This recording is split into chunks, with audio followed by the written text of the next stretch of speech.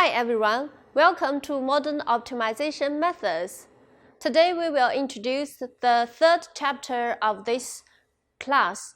Now, Chapter 3, Line Search Methods. This is the outline of Chapter 3. We will first introduce the exact step length, and then we go on to introduce the inexact line search, including the Wolf condition, the ghosting condition, and backtracking conditions. Finally, we will discuss the convergence of line search methods as well as convergence rate. Now, let's come to the first part, the exact line search.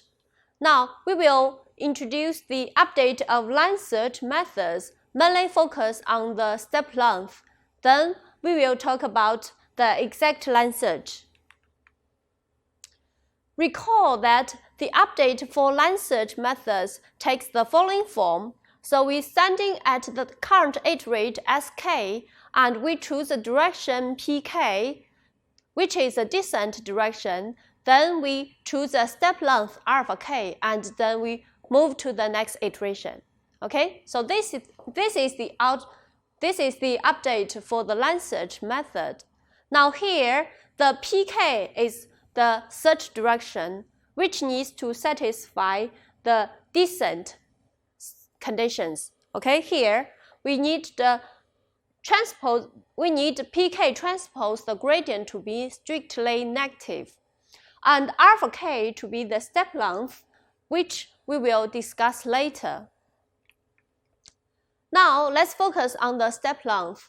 The step length is determined by looking for a minimizer along this direction. So the minimizer along this direction is denoted as a function phi with respect to alpha.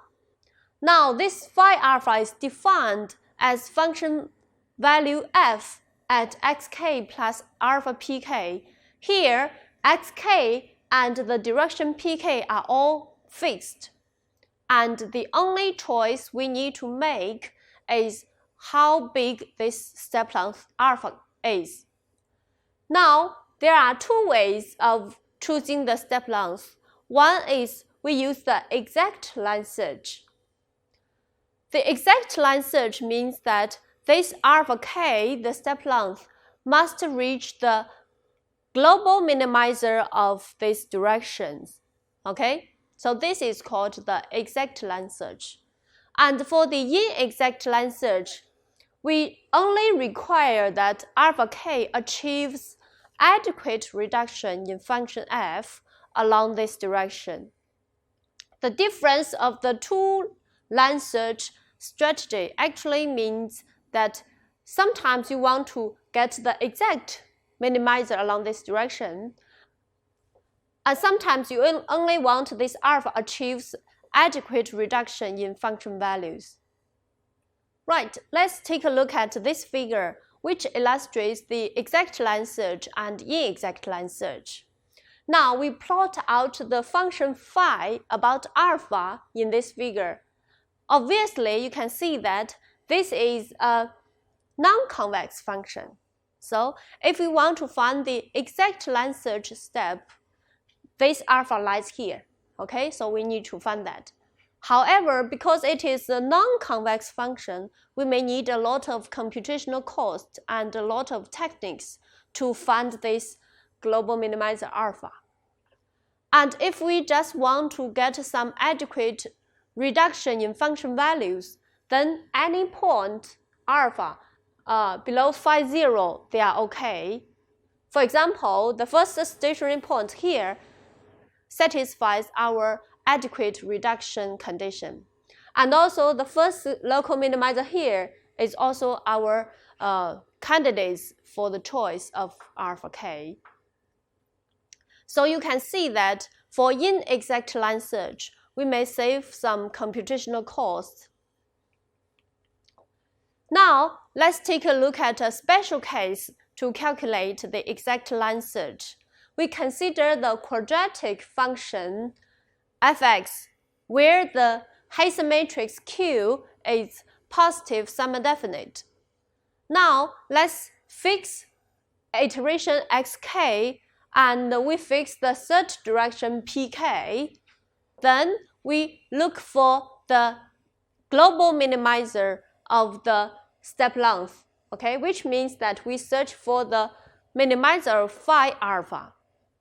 So recall that the phi alpha defines for the function value f at xk plus alpha pk, and we fix xk, fix pk. Then we get phi alpha like this. And we write phi alpha in terms of alpha, okay? So it is so phi alpha is a quadratic function in terms of alpha. The coefficient of alpha squared is here, and this is a coefficient for linear term.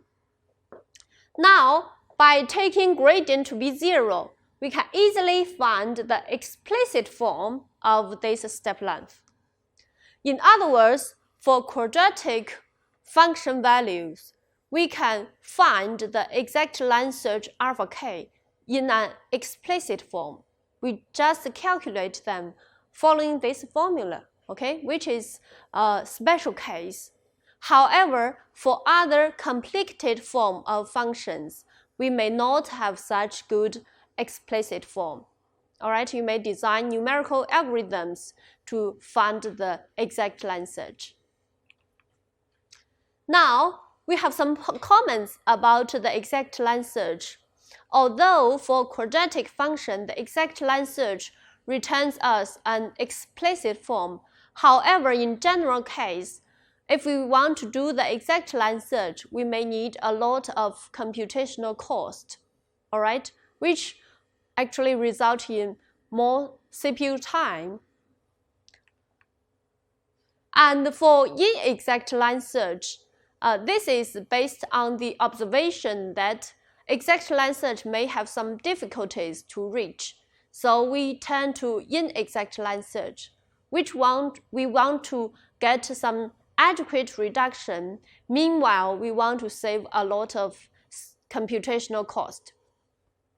So the main idea for inexact line search is that we try out some function values or even use some information for gradient, and we try to find some candidates values for the step length. Then we accept one of those candidates when some adequate or sufficient reduction conditions are satisfied.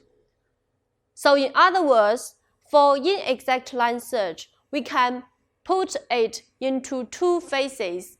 In the first phase, we find some intervals where the candidates of alpha lies. Then within this interval, we try to do bisection or interpolation in order to pick up one particular choice for the step length of alpha k. Such choice should give a sufficient decrease in the function values. All right, so you have to be careful that to make sure some sufficient reduction condition must satisfied.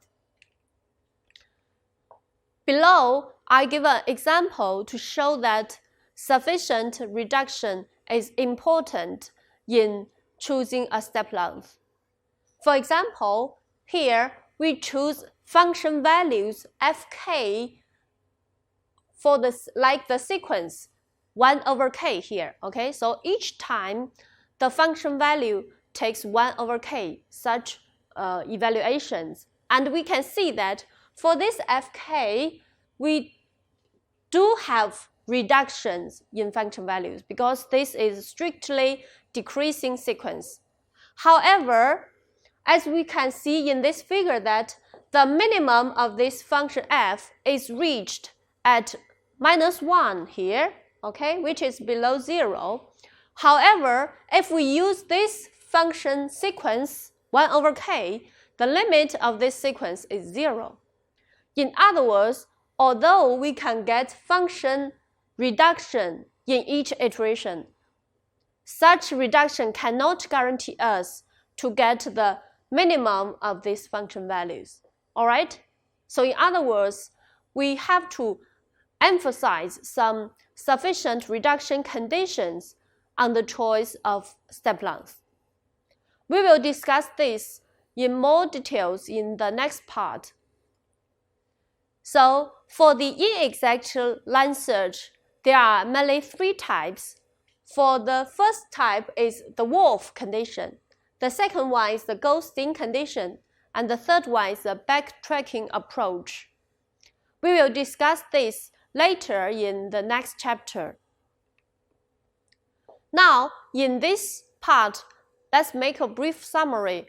We may mainly introduce the step length, okay, including the exact step length and inexact step length.